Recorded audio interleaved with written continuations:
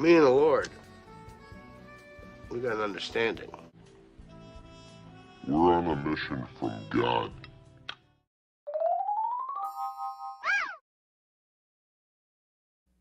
All right.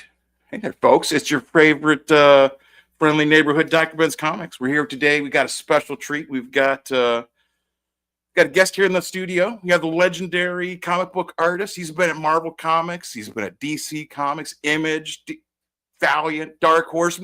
You name it, he's been there. He's done that. It's the legendary one and only Andy Smith. Hello. How's it going, man? Fantastic. Cool. I hadn't realized, like I've got like a bunch of your comics. Sure. I think the first thing I can think of, like ever seeing your name, was like Quasar. Yeah. And then that I was like, that was early on. It wasn't my first stuff, but it was my first monthly. So right, okay. So that's what I mean. Is like looking up just to like, do like the basic preparation for interviewing you. Like you literally have worked on like all the characters at Marvel, all like everybody at DC. I mean not literally all of them, but I mean, right. Yeah, no, I've gotten around. It's insane. Marvel, DC. I was looking. I just found this. I wasn't even looking, and I found this claw you had done with Chuck Dixon, and that was from Wildstorm. And you worked on Wildcats at some point. Like that's what I'm saying. It was like everything. I'm just like, damn, he really has worked on everything. And I was, it impressed me because like anytime, like I've watched your show, I've seen you on other shows and everything, and like you're like humble. You know what I'm saying? Like you're not like, I've worked on everything, so I know everything there is to know about comics. I've already drawn Batman. I've already drawn Thanos and the Silver Surfer, and you know what I mean? Like you're not just like a regular, like down to earth dude. So like what's your secret? What's your My secret? I don't really have one. I mean, I've worked on a lot of stuff. I've worked on, I mean, I have drawn a lot of the characters. I guess, I don't know. I guess now that I think about it, because I've never really been asked that, I've only done a few monthly books, and then I've done, some mini series or limited series, whatever you want to call them, and stuff like that. And, so I've worked on a lot of characters, but it also isn't because it's like, I've drawn Batman, but it's because I helped out on an issue here, did something with them on something, there. It wasn't like I did a run on the book, which, to be honest, I like Batman, but I'm not, in this business, when I was freelance, if you get offered a gig, most guys aren't in a position to go, no, I'm going to turn it down. I don't want to do that. Right. So, I mean, honestly, if it was like, hey, you want to draw Batman every month, I would have done it. But if I was in a position where I could have said, no, I'd rather not, I probably wouldn't have, because I'm not a big Batman guy, Right. But so I'm glad I got to draw him. I'm glad I've got to draw and I'm a big Superman guy, so that would have been great. But, I'm glad I got to draw Superman. I'm glad I got to, draw the X-Men and X-Men Forever, which was the, Chris Claremont book where he was basically picking it up like it was from the 90s when he did it. And that was, that in the early 80s was the era of the X-Men I really liked. So, I got to draw the team of the X-Men that I really enjoyed, not whatever the current team was at that time period of X-Men Forever, because that team I was just like, yeah, whatever, hot and cold with. So, yeah, I mean, I don't know. I guess I always look at it like, even when I'm sitting here working, because, people are like, people will say, oh, it must be so nice, doing having a job that you love and stuff, that whole, oh, it never feels like work, whatever the saying is. And it does feel like work, but on days where it really feels like work, I just sit back and remind myself of the other jobs. I remind myself of two things: the other jobs that, I could be doing that, would be like, oh, this is work. And I remind myself of, yeah, even though this day, isn't going great for whatever reason, I just think like I'm one of the few people that knew what they wanted to do at a young age and am doing it. Like an example I use is um, accounting, right? And I have an accountant, of course, and an in-law of mine is an accountant. I don't know. I've never asked him, but I just can't imagine them being, when I was like 12, 13, that's when I was like, I want to draw comic books for a living. I don't imagine if I asked them at 12 or 13, what do you want to do for a living? I can't imagine a 12 or 13-year-old going, I want to be an accountant. Now, I'm not knocking being an accountant by any means. Hell, my accountant does a hell of a lot better than I do. He's got a staff under him and all that. So he makes a good living. But, if you want to put it in a category of dream job, I'm not quite sure he'd throw that in that category, So I always think like, I'm lucky because I'm doing what I want to do since I was a kid. So yeah, I just kind of remind myself of that on, days that I'm just like, oh, this isn't working, it's not coming out right. And, my little wham session that I'll have every now and then. Right. Well, I think is that like, is that almost like that, like imposter syndrome in a sense where you're almost like, like why do I get to make comics and do stuff? Like I'm not Bernie Wrightson, you know what I'm saying? Like, yeah, I mean, probably, and I've talked to, obviously I know a lot of artists. I've talked to a lot of artists and stuff through my career.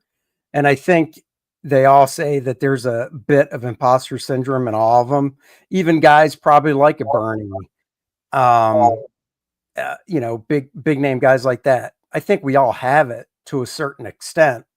It's just how much of that inner monologue that we all have really, gets in, talks that way to you. Like, oh my God, why am I doing this? I also think in the beginning, most people have it. And then, I've been doing it for 34 years now.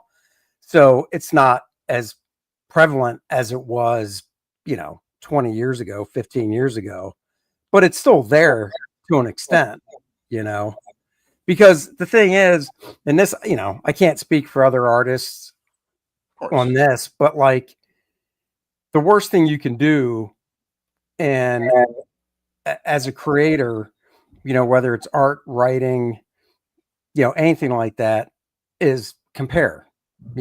I mean, that's the first thing. That's what I tell young artists too, is never compare yourself to somebody else, because you might think so and so doesn't have any faults and their stuff's just perfect, whatever. But trust me, if you got inside their head, it'd be a different story.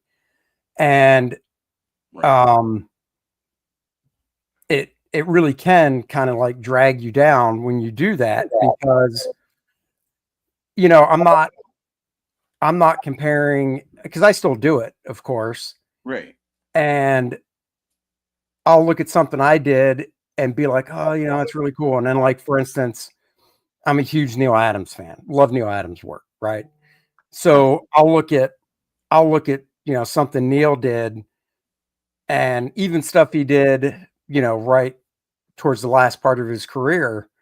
And while I can see mistakes in that stuff, and I can see mistakes in his earlier stuff too, I still look at it and I'm like, man, this guy's just phenomenal. I'll just never, reach that pinnacle or, whatever. And yeah, so I think that's one of the things with working isolated like we do. Cause I mean, I work, I don't talk to really anybody during the day. And I just listen to podcasts pretty much and draw, and And I think one of the reasons I switched to podcasts is because with music, I could kind of get sidetracked more with distractions of when I was working, whereas with podcasts, it keeps my mind more involved, even though it's not a conversation, obviously, because I can't talk back to whatever I'm listening to. It feels like it. You know what I mean? Like I will notice myself like, oh wow, or no way, or whatever when I'm listening to a podcast. And I listen to a bunch, I listen to comedy stuff and political stuff. And then I love, one of my favorite ones that if I could wish it was like every day would be Sword and Scale, which, is a murder one. Yeah, true crime pod. Yeah, no, True crime. Yeah. Like they're definitely like when you get like on when you have like a podcast where they're like they really know what they're doing and they can just present like any story or any you know what I mean? Like I used to listen to was it last podcast on the left? They had covered all the like the crazy conspiracy stuff, aliens, all the different yeah, maybe not all the different, but a bunch of the different true crime things. So they'd cover like the JFK stuff, or they covered the what was it, the Jim Jones, like the like the crazy oh yeah, no, there's one I listen to now. I can't remember the name of it, but it comes out once a week on Wednesdays, and it's actually now I want to know the name, and luckily I can see it real quick. I see that's just the thing. I don't want to say it's a conspiracy theory. That's the name of it because these aren't conspiracy theories. It's that's it. It's okay, so it is in the title, but it's multiple things. Okay. It's called Conspiracy Theories, Cults, and Crimes. So one episode might be a conspiracy theory, like the one that came out this past Wednesday is about that cult Nixium. Remember that, where the chick from Smallville and stuff was involved in it. So that's the one that like came out. But she talked about like Jim Jones in one of the podcasts and stuff like that. And even if it's something like Jim Jones, which I've heard of before, and I think I've even watched stuff on it. I still like listening to stuff like this because there's bound to be something I didn't know before. Well, they bring up. I'm a huge I'm the same, I love politics and news and just, I'm just a junkie, but like I'm a huge like Jack the Ripper fan. Not fan, oh, but yeah. all the there's so many books, so many, just tons and tons of books. Yeah, no, I hear you. And like going in that like obviously most of them aren't right or aren't the whatever the actual solution is, but it's like I think it's like looking at things looking at so many different like opinions or viewpoints can only like help you like with your own, you know what I mean? Like it helps you to like get out of your head and kind of see things from different perspectives. So that's sure. Yeah. So and definitely like that's what I'm saying. Like if you get like a podcaster that they're a good they know how to do radio and they're just a good presenter. I mean that's what I'm saying. They can cover like anything. So I guess that's almost liking that to you because I mean we've got like I said, you started at Marvel.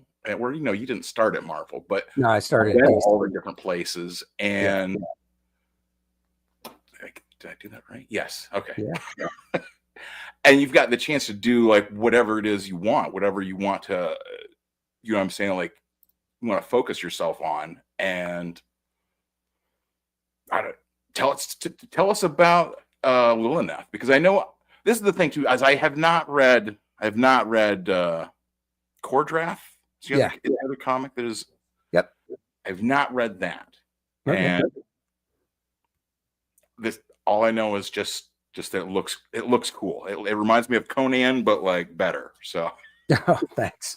And also, I mean, Lilith. So Lilith was first appeared, you could say, introduced in Core Draft: The Reckoning, the first Core Draft books. There's been 2 of those, and after the second one, we want to do standalone wellness story because we got good feedback on her and stuff.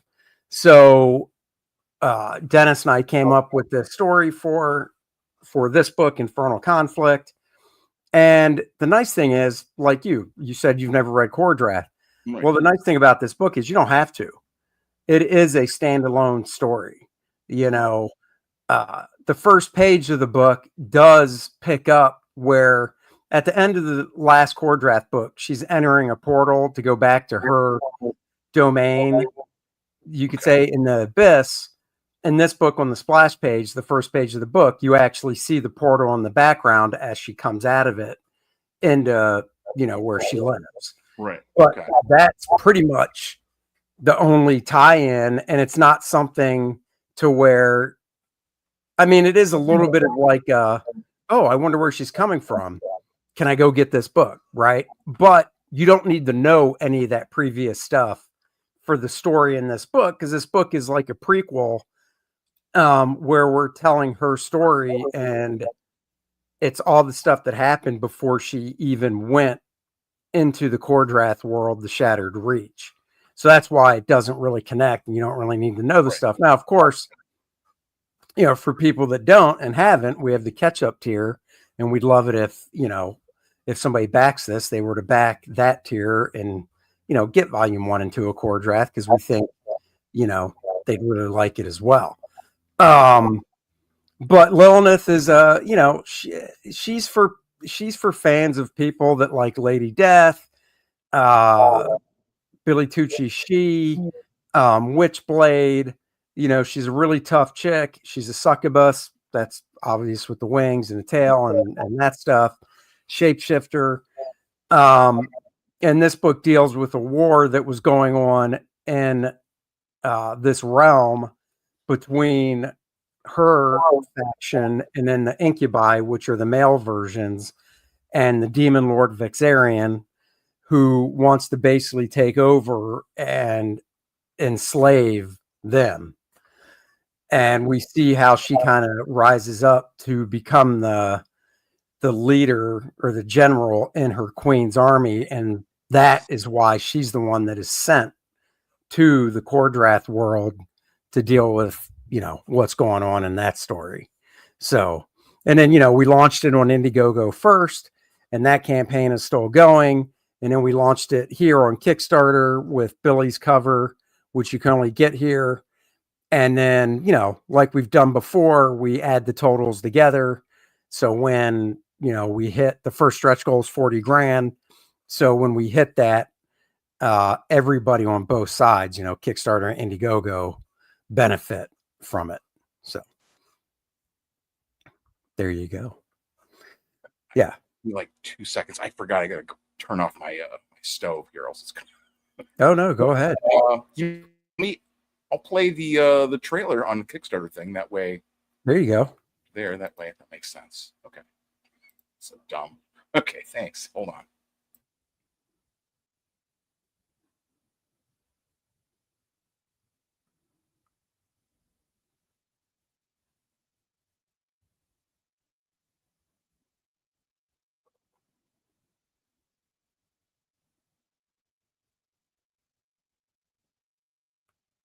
Oh, I don't think he knows the trailer's not playing.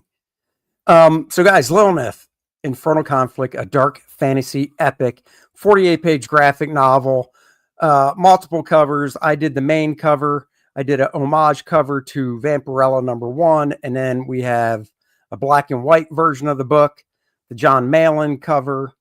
So lots of different stuff you can choose. So it's really a fun book, and you guys are definitely going to dig it. You never hit play for the trailer.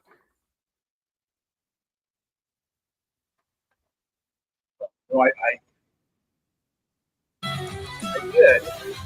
Oh, it wasn't showing for some reason. I shared the wrong. I didn't have it on the right screen. That was me.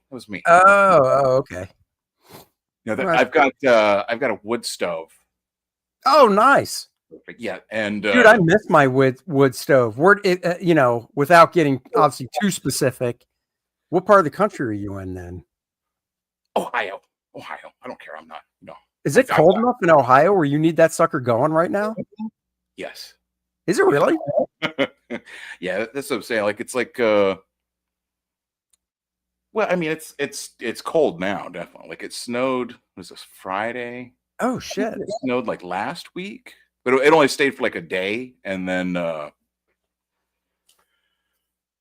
thawed, and so that's I've been like and that's we just hooked up this new stove, so I'm not like quite like in sync with it yet. And if I don't turn it off, it like this blower comes on and it's just like I was on a show the other day, I forgot about it. It's like and it's a horrible Oh yeah. you know. Yeah, Okay. we used to live in Syracuse, and this goes back 30 years, and we had a house up there, and when we bought it, it only had the electrical baseboard heaters. And we were kind of like, ooh, electric baseboard heaters, that could get pricey. Right. But there was a wood stove in the great room, and then there was a wood stove right outside the kitchen that was facing the stairs. So the heat from that wood stove, because heat rises, would go up the stairs to heat the bedrooms Right. up there. So anyhow, my wife actually grew up with the wood stove, and she was like, trust me, these will be fine. And I mean, I never had one. I grew up in Maryland. We didn't, Right. So that first winter, we had those things going. And I mean, it's Syracuse. It gets freezing up there in the dead of winter. And we had those wood stoves going, and it would still be really warm when you got up in the morning, And I was like, wow, these things are awesome. I never knew the difference between a wood stove and a fireplace. And now I do. A fireplace is for looks, and a wood stove is to heat. Right. Well, that's a good way to put it. I like that. So, Yeah. No, fireplaces don't heat for shit. They're just nice to look at. and well, that's the thing. Like last winter, the stove I had was like, I don't know what was wrong with it, but that's what we just switched them out. That's what I'm saying. Yeah. It was like it looked like an oil drum almost, but it was like cast iron, and it was just it sucked. Like it put all this wood in there, and it would all burn up like super fast, and it wouldn't be warm. Like it would be like warm right around the stove. Oh yeah, no, we did not have that problem. Holy crap. Radiate. And yeah, we didn't have there was no blower on our wood stoves either. It was just, yeah, I mean, they were just awesome. All right. Well, like I said, I miss it. It is nice. Like it is once you got it going right. Like, and that's what I'm saying. This one is so. All right. Cool. So let me try the trailer again here, because it is. Let's see if I can do this. There it goes.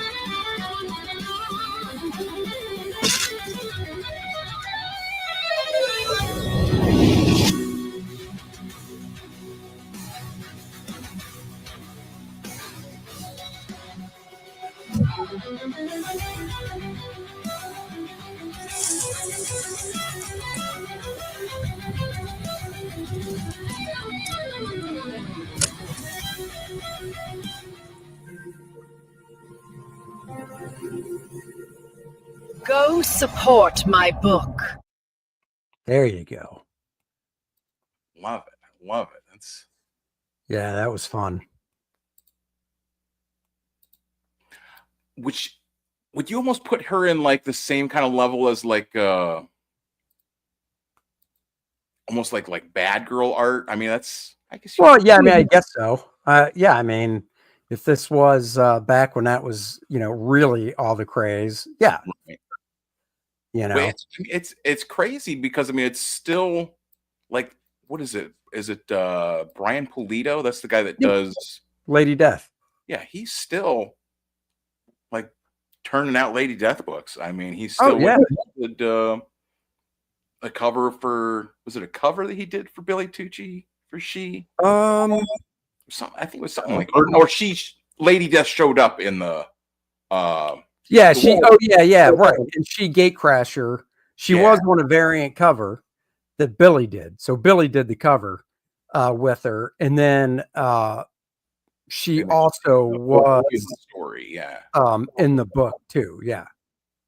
Yeah. So I mean, like I always felt it was kind of weird that like they made such a big deal, not like a big deal, but like it was like that was like such a an era, like the bad girl era that started. Like I was buying comics back then too, you know, and I remember like as a teenager or a kid or whatever being like I didn't quite understand all. I was just like, there's like all kinds of girl comics now. What's going on? What?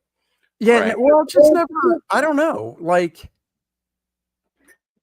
yeah, you know, it to me, Vampirella was always around. Well, not Yeah. always, you know, but she made a comeback in the 90s. But I remember, you know, Vampirella the character when she came out. And of course, Red Sonja Right. was, you know, you could say a bad girl type character.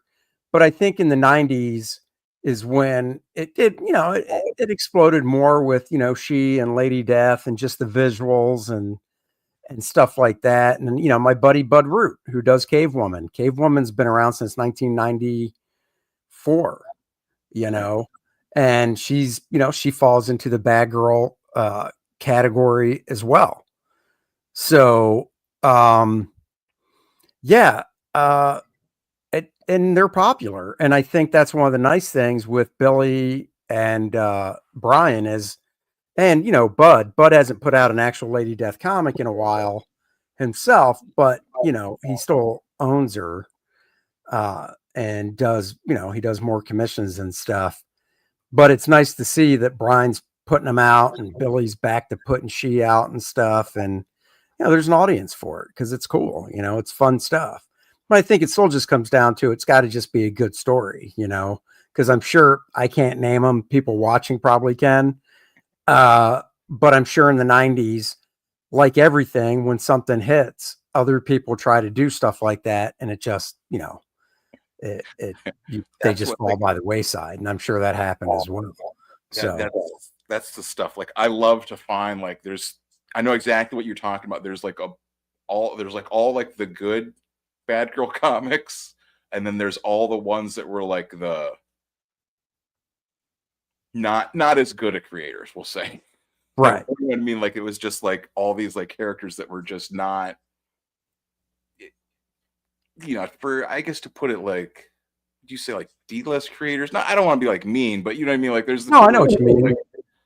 Like these people, they draw worse than me. Like what the heck? Like yeah. Well, I mean, look, one of the things, you know, one of the difficult things, it's great, the comics, you know, there's such a variety out there now. I mean, I go to the shop every Wednesday still. There's a lot of small press companies out there that are doing good stuff with licensed stuff. You know, Mad Cave does Gotcha Man and Speed Racer. You know, I'm just blanking on it's not Opus. But anyhow, there's a lot of smaller companies out there, and that's really good for people wanting to break in. And then obviously there's the crowdfunding field as well. But one of the things I would still caution against people when they ask, and if they show me their work, you know, you might want to do something really bad, but you also have to be, I guess it's subjective when you're looking at your work. And this is where you do want to compare it, you know, and basically what I say is, you know, your visuals, you might be a great writer if you're doing the writing and art, but if your visuals don't hold up to, I guess you could say, some of the weaker stuff that's out there now, you know, you're throwing darts blind, you know. I almost caution against it. I used to teach at UNC Charlotte over here as a adjunct professor.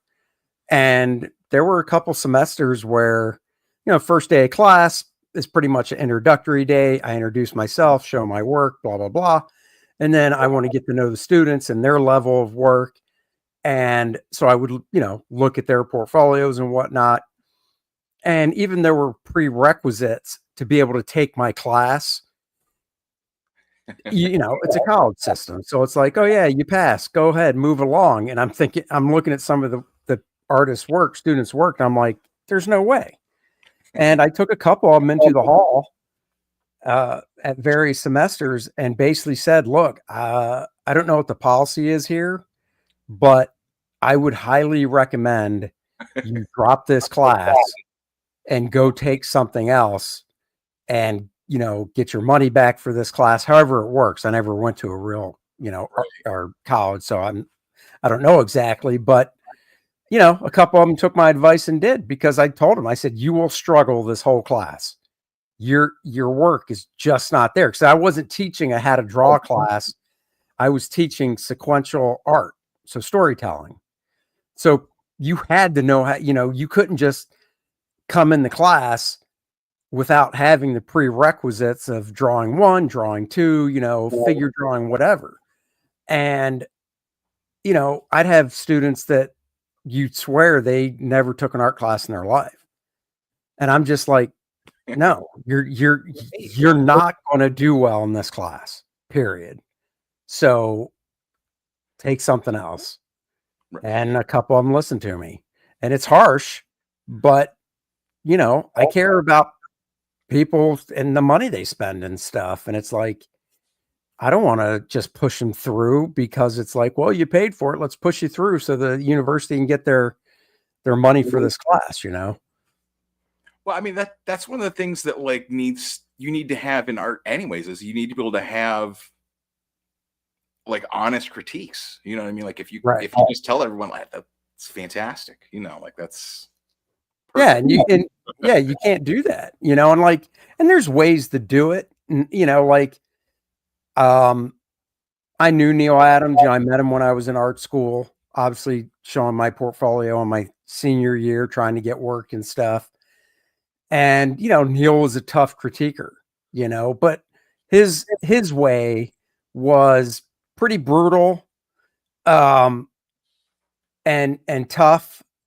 And he did it that way because he was like, let's see if this guy comes back. Right.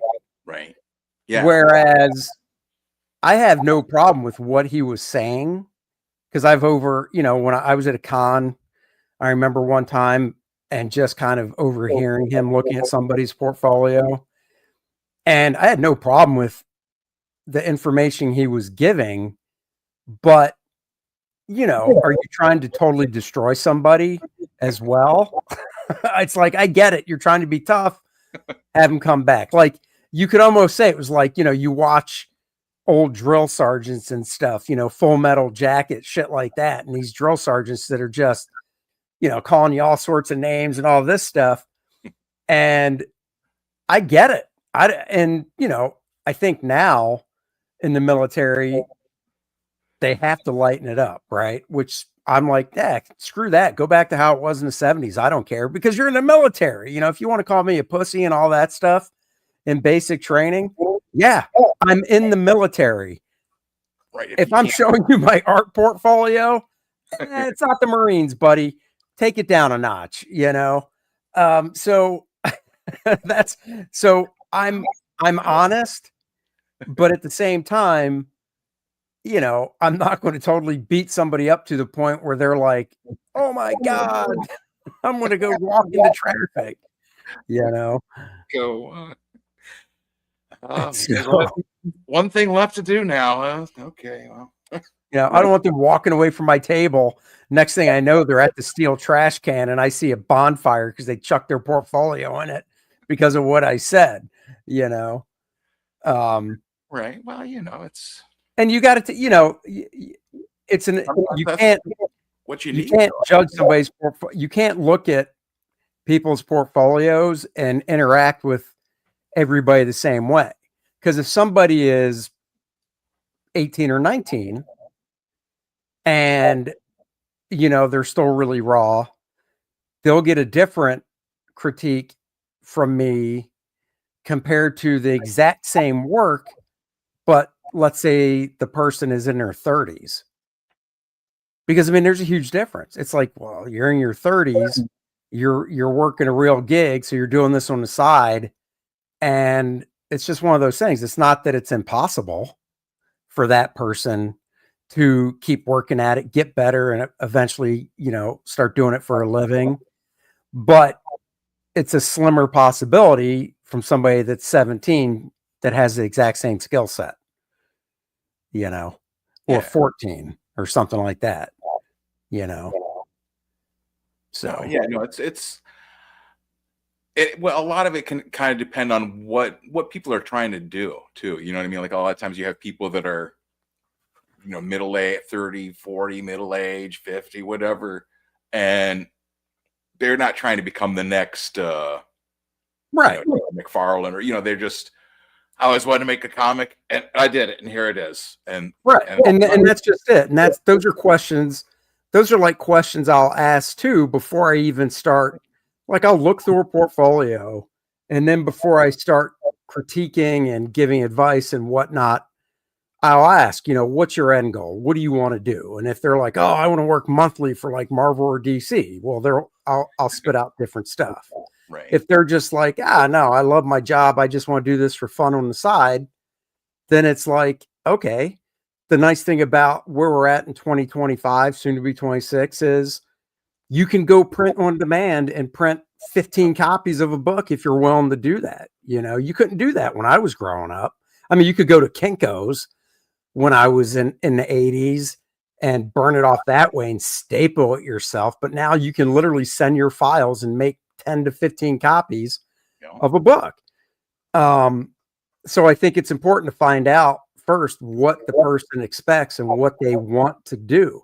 Another thing too is, and a lot of people learn this at the Kubert school where I went, is we had, the Kubert school has a pretty high attrition rate where the first year might start off, and I use mine as an example, so this goes back to 88, but we started off with 105 students in my freshman class. Right. In second year, I think we had somewhere between 65 to 70. Okay. So I mean, right there, we lost, say, 40 students. Okay. In my third year, I think we ended up graduating less than 40. So not only did we have people drop out every year, even in third year, people wouldn't complete it.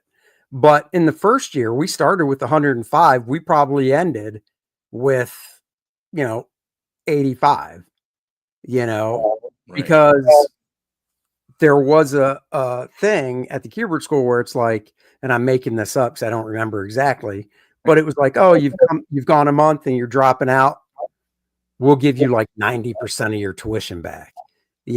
Oh, you've gone 3 months and you're dropping out, you get this percentage back. But then obviously once you reach like the halfway point and you drop out, it's like, well, too bad, we're keeping everything.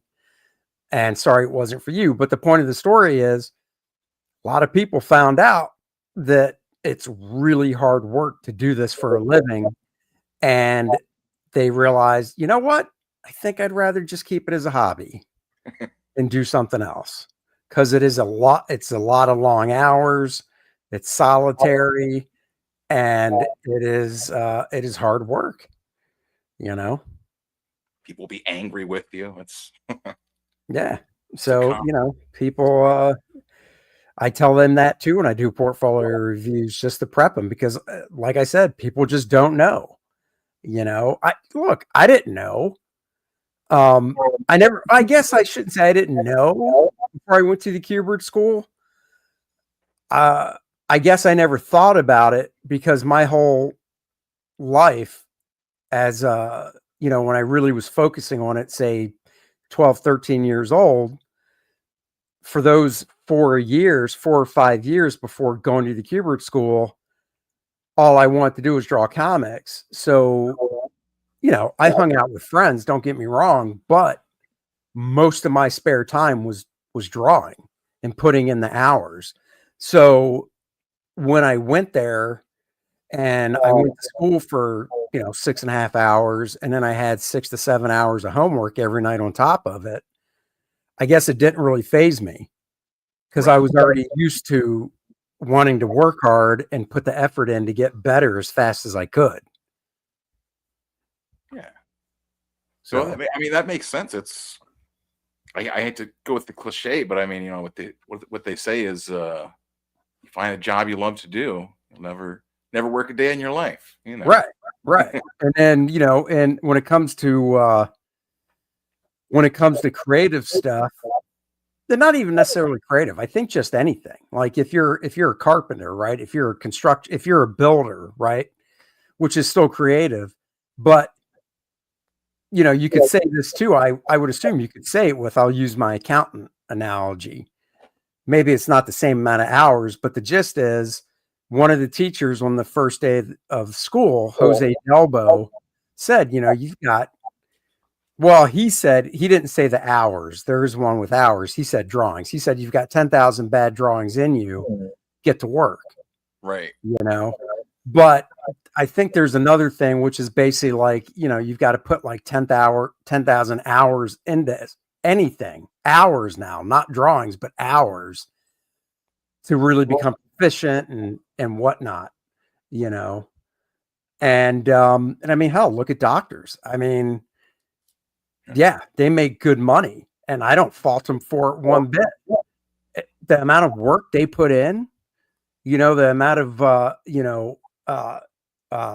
training, not, once you're done with the amount of school you have to go through to become a doctor, and then the hours at the hospital working basically, not an intern. I can't remember what they call it, but you're basically the schlub. And, we've all seen doctor shows like ER and stuff where the main doctor has the 5 residents, that's it, with them. Right. And they're like, okay, what's wrong with this guy? He's presenting this. And you've got 5 guys hopefully saying around the same thing. You don't want, if all 5 are saying something different, I'm assuming that main doctor's like thinking inside, like, oh my God, only one of them is right. What the hell? But, they're working around the clock, 12 hours on, 24-hour shifts, whatever it is, Right. And the funny thing is, I had other interests why I was wanting to draw comics when I was in school. Now, comics was the main one because I enjoyed reading comics, collecting comics, drawing so much. However, I also liked I also liked aspects of being a lawyer, because I liked arguing, and as much as I think back then I was more leaning towards like wanting to be a prosecutor. But as I got older, because I still think about the stuff, I like the whole defense aspect because I like going, okay, you're just throwing all this crap. You're totally wrong. And this is why. And here's the evidence that proves you're wrong, But I think the hard part about being a defense attorney is the fact that I wouldn't be able to stomach if it was like, that's right. Yeah. If I wouldn't be able to stomach if basically the client was accused of murder and I knew he did it, because that part of me is like, there's no way I want to defend you. Yeah, you can't join the you're a dirtbag. That's why I like the prosecution side, because I'm like, no, I want to put this scumbag away. However, right, I'd have a hard time doing that if, for instance, it was basically clear, like, well, he didn't do it, So, but I like arguing. You got to meet the quota. So I mean, that's right. Bottom line. But yeah, like I love watching, like, it's the same thing with true crime stuff, like how you're saying is, I mean, seeing like the aspects of that and like how like the investigations go from out in the field, like then how it like turns out like in the courtroom when they have. Right. Well, it's the same thing like being a cop. I always thought I like law enforcement and stuff too, but the thing with that is I'd rather be a detective because you're more solving crime and stuff, right? But to be a detective, at least from what I know, you have to obviously work your way up from just being a cop. And I know a few cops that are retired and stuff. And yeah, you have to work your way up and all that. And if I really, really want to do it, I would have done that. But, with drawing comics, yeah, you can work your way up. Obviously, you start off and, you hope to, elevate your career higher with the projects you work on, so on and so forth. And I think I did that. So I was, totally happy with my career, but there's just a difference compared to, being a lawyer and the amount it takes to do that and work your way up. And then being, a doctor or a cop working up the detective. And to be honest, I was never a fan of the academics. And I'm like, yeah, I think drawing comics is an easier path to become a lawyer. Have you ever done a police procedural comic or anything like that? No. Well, yes. Yeah. I never got to we never finished it. My buddy Keith Champagne and I did it was going to be a anthology from the standpoint of it appeared in Heavy Metal 4 or 5 years ago, 3-4 years ago. And it was going to be, 10-page chapters every month. And we ended up getting 2 of them out before Heavy Metal basically was folding up and stuff, I think. And it was called Cuda. And it still had, I don't know, mystical is not the right word. Like, it still had, we'll go with mystical elements, because basically the story was, it was a concept I had that I pitched to Keith, because I'm the type that comes up with like this springboard of an idea. And that's when I'll go to somebody and go, this is my springboard. Let's go with that. And that's with First Man. That's with Cordrath, my buddy Dennis. And with Cuda, I love cars, right? I grew up a motorhead. My buddies and I had, would drive cool cars, or we thought they were. We would pull motors in our driveway and all that shit. And I always loved Plymouth Cudas. And I thought Cuda was just a cool name. So the concept I had was I want to do, this is what I was telling my friend Keith. I said, I want to do a story about this cop, a detective in the 70s who drives a Cuda. And that's why his nickname is Cuda, because he drives a Cuda. And then when I get to draw that type of car. Yeah. And I said, I'll be honest, other than that, that's it. That's literally my springboard, right? So Keith came up with this concept where he is tracking down, basically this mobster type dude in New York in the 70s. And he, there's this talisman that basically the mobster's trying to get, and Cuda gets his hands on it, and there's a shootout and all this. And then the next thing he knows, he is blasted forward in his car, because this is happening when he's in his car, to the present. Right. And he's on this dock in New York City, and the dock is still there. So when he's transported to the present, it's, nighttime, middle of the night. So the car just pops up, nobody's around. And long story short, he doesn't realize it. Like, he thinks he's just passed out or something. So he's driving into New York, and obviously everything looks different. So he goes to the police station, and, they're not buying, his story and all this. And then the detective that is interviewing him in the interrogation room, this female detective, she doesn't know it. And he soon kind of realizes it. It's his daughter from a whore that he was with in the beginning of the first story in Cuda, that he got pregnant. And then she's saying stuff like she never knew her dad, but he was a cop and blah, blah, blah. And she doesn't know what he looks like either. So that's Right. not like she's like, oh my God, you're my long lost. You know, she has no idea. She just knows that her dad was a cop. So basically this dude from the 70s, this mob guy, he's still around. He's obviously older now, you know, in present day, running things. And that's where we were going with it. And we got 2 of the chapters out, and we did print it, and you know, because it was 8.5 by 11 because it was heavy metal. So we did print it magazine size, the 2 chapters to just put out and sell. But since it says to be continued, when I have it, it shows. I don't know. It's just one of those things. I'm kind of like, I don't push it too hard because it does end on a to be continued. But I would like to get back to it and just finish it.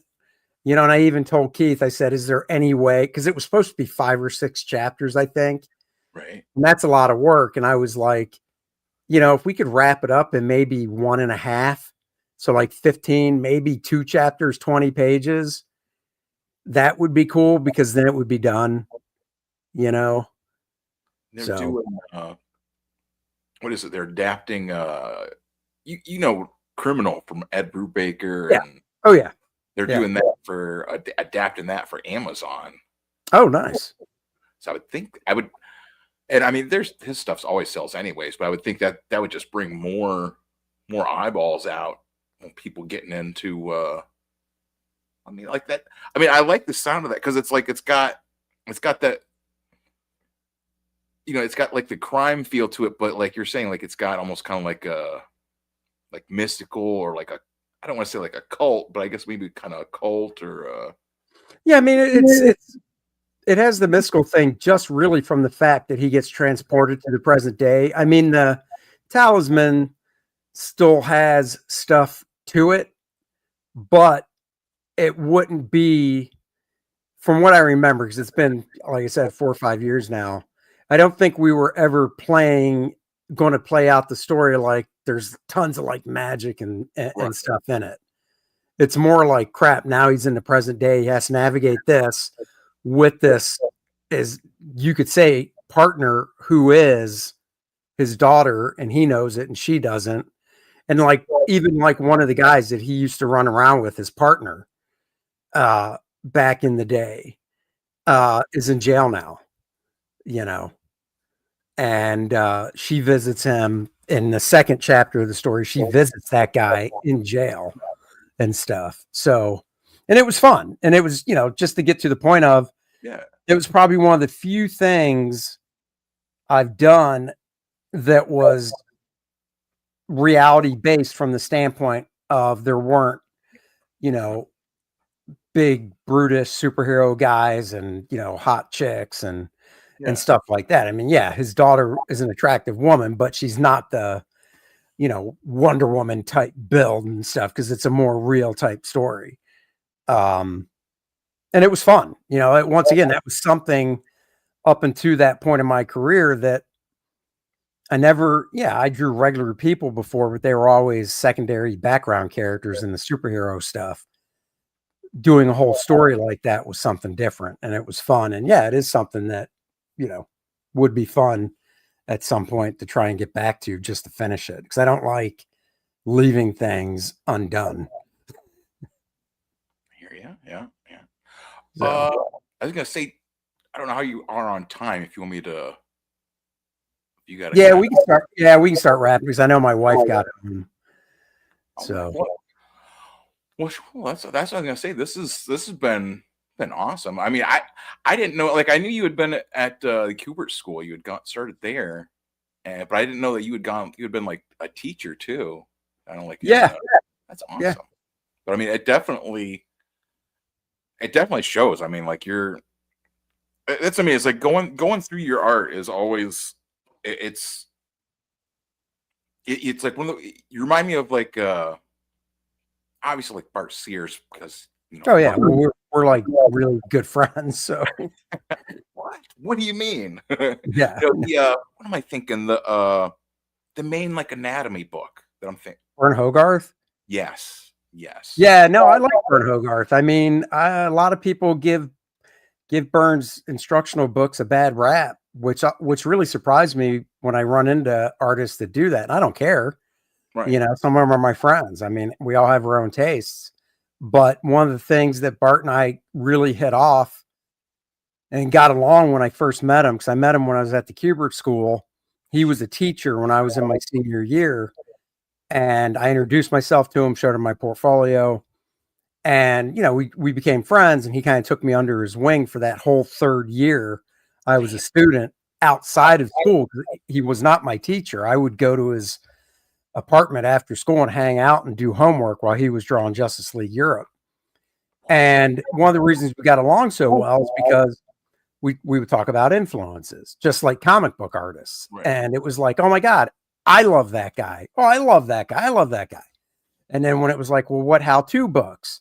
And it was like, oh, Bert Hogarth. Oh my God, I love, you know, George Bridgman. Oh yeah, Lumen, you know. So we had so much stuff in common, you know, whereas, you know, there were a lot of pro teachers at the Kubert School, and I liked them all, but some of what they liked, and I can't recall any examples. I just remember, just remember it. You know, they might go, well, you should look at this person. And I was just like, nah, it's not my cup of tea, you know? So when you meet an artist that you connect with that way, it's like just meeting a friend in general. That take it out of comics. Well, Dennis, my buddy Dennis for the DNA show and co-creator of this stuff, you know, I met him at a comic shop, and once again, we both like comics. Check. Well, we both like the same type of comics, you know, check. Oh, what type of movies do you like? Holy shit, those are my favorite movies too, you know, check.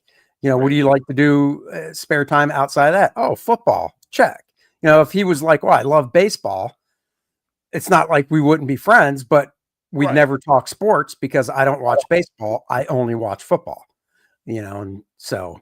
I can feel that. No, it's like there's like the different comics friends I have, like the people on the internet, and then like the people in real life. You know what I mean? Like there's the ones like we talk. I know with this guy, we can talk about like the Hulk, and we could talk about this and that, and like all my comics, he's just like, yeah, that's all that kind of weird stuff you like. And I'm like, yeah, that's. But I mean, you know, we'll go like we always go down to like there's a shop near Pittsburgh. It's like a warehouse. Yeah. And we'll go down there and just dig through the comics bins, and it's always like he'll pull out something and be like, this looks like something you would want. And it's all like he knows like the kind of stuff I like, even though that's not, you know what I mean? Like we don't talk, he doesn't talk about the weird comics I like with. Yeah, like, sure. He knows all of the kinds of stuff I like. Sure. I love it. Well, that's what I mean. Like with Core Draft and Little Enough here, I've got to. I'm if I try to like order it while I'm on the stream, I will mess up something. And also I'm horrible at trying to go through like rewards lists and stuff. No. Stream. Yeah. You don't want to mess up. Yeah, that's what I'm saying. But no, I gotta get there's 2 issues of Core Draft too, and they're on. Yeah, and there's different covers on checkout you can choose from. So hell yeah. So that's what I'm saying. This is, you know, it's like sometimes with stuff, it's like you got to wait. Like with me, it's like I feel like it's like I've got to like make space in my brain for things. Like for the longest time, like I was getting like all the Grant Morrison stuff. Oh yeah. I'd only get like a couple at a time. Sure. It was like if I got too many, it would just be like overwhelming. So it's like I like to go through with different artists and just like focus on them for a while. You know. Get all their stuff, you know, like I said, I like to go down and just dig for comics anyway. So I mean, that's going through, and like the last time we were down there, I was digging out a whole bunch of like Mike Barron Flash stuff. Just I've got to get it. This is where it's at, so I've got to. Yep. No, I hear you. So hell yeah. So I'm gonna be getting this. It's on. Is it still on the Indiegogo too? Oh yeah, it's on Indiegogo. It's there. Okay. You know, Indiegogo has the only thing on Indiegogo that's not on Kickstarter is the retro version that is going to be printed on newsprint. It's going to have mostly you know, not all comics in the 70s and 80s were 100% flat color. They did some stuff in skies and whatnot, but it's mostly flat color. So it has the retro feel. It has a totally different cover. And that's limited. There's like maybe 10 copies left. And that comes signed with a certificate of authenticity. So fantastic. All right. Well, so that's what. Either way, well, they'll both be open for the whole. Oh, they'll be open. We're not shipping until July, so they'll be open well into, June. Cool. Yeah. Wow. Well, so either way, if you're, like I know some people are like they only buy on Indiegogo and some only buy on Kickstarter. Yep. I buy everything, so Yeah, so do I. I've done all three. Exactly. So, well, shit. Well, hell, thanks for stopping by. This is we'll do it again. Yeah, that's what I'm saying. Like, I want to pick your brains about like hanging out with Bart Sears and like. Oh, I got stories. Like the Eclipso. There's stuff I want to know about, like his Eclipso comics. Like, you know what I mean? Like, there's a million things, and then obviously I've got to figure out once I get my hands on this core draft and Lulinev comics. I'll have to come into figuring out all the asking about the lore and whatnot. So yeah, cool. Shout out to my the chat here too. Yeah, thank you guys. Thank you for watching and thank you for posting the links. Really appreciate it. Omer's been here. Yeah. Gray has been here. Gray's doing tomorrow he's got the giveaway. He had gotten my comic too. Nice. When other people are on, I try not to like show my own stuff just because I feel awkward more than your stuff. But he got an extra copy of Van Piglet and he is giving it away tomorrow. He's drawing it from some sort of a hat or some sort of device with a list of names in it. So go check out Great Cloudy there. He's always a good friend. So nice. Someone else. I think there was someone else that was here. Oh, and LeMay. Thanks for showing up. There you go. Alrighty. And I'll hit. I guess I'll run us out then. And all right. We figure out. Let me switch I'll make it a more shorter outro real quick here. I'll just do my Van Piglet outro. That's it. So if you want to get my Van Piglet comic, it's down in the and all the links and everything are in the descriptions below, and it'll all be on the if you're listening on the podcast or whatever, it's all the links to the Kickstarter and the Indiegogo. They're all in there, so no worries. Cool. And then otherwise, where did it? I'll give a shout out to my buddy Rikus for creating our outro video here, and I guess that's it for now. Until next time, don't do anything I wouldn't do. Go back core draft, or no, go back Wilmot. There you go. Lilith, Infernal Conflict. Go get it today. Hell. Hey everybody, it's me, Van Piglet, and this is Dr. Ben's Comics as a podcast. Thanks for tuning in. Uh-oh, the skull fell off the logo. Give me just a second. Damn, this thing is slippery. She's a sizzle in the night, a shadow on the wall. With fangs like razors, she's the queen of the brawl. Not your average pork chop, she's a legend on the run. A humanoid pig where the moon meets the sun. Watch your step, she's slicker than oil. Her grin's the bait, your blood's the sport. Van Piglet's on the attack. This piece of bacon bites back. Comic book queen, stealing the scene. She's the hottest ham you ever seen. She's got a cape of leather, a swagger so divine, with hooves that leave a mark. She's a villain swine. From the alleys to the rooftops, she hunts in style with a wink and a snort. She'll leave you be gone. No God. No stakes, no silver chain. She's got the power of hogs in her veins.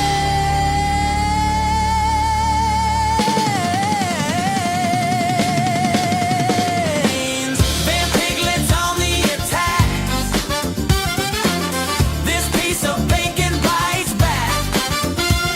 Comic book queen, stealing the scene. She's the hottest ham you ever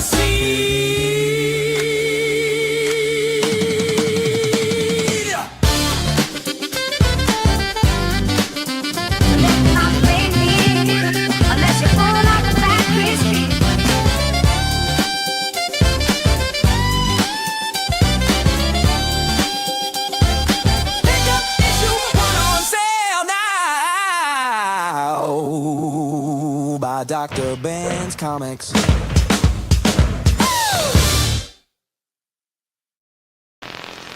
You want to have all your blood sucked out by a cute vampire girl like me? Like and subscribe to Dr. Ben's Comics and smash that bell. You can take it from me, the cutest vampire girl around, Van Piglet.